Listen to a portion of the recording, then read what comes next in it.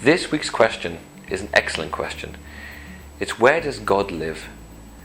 And to answer that, I want to turn to a very famous Hasidic personality, Rabbi Menachem Mendel of Kotzk.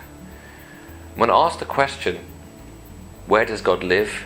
He answered in his beautiful way, where one lets him in.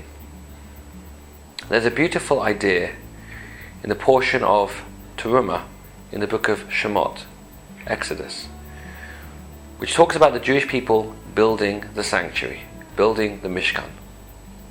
And the phrase the Torah uses is, the commandment that God gives to the Jewish people is, Asuli mikdash v'shochanti b'tocham.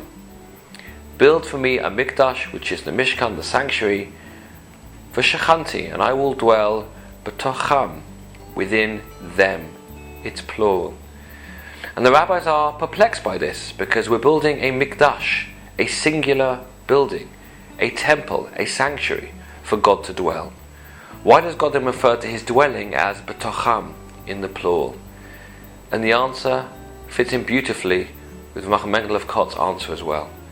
Because God is saying to us, where is the sanctuary, where is the Mishkan? Yes, there's a physical one that we build and did build, the temple. But there's also a spiritual one inside each and every Jew. We need to build that Mishkan, that Mikdash, that sanctuary inside of us to allow God to dwell, the Shekhinah, the divine presence, to dwell within us. And that's the job of a Jew, to live his life or her life in such a way that God will want to dwell within that person's life. If our life is full of holiness, of Kedushah, of goodness, that's the life that welcomes God in. And that's the life we try and live. And that's where, within the Jewish soul, God can dwell.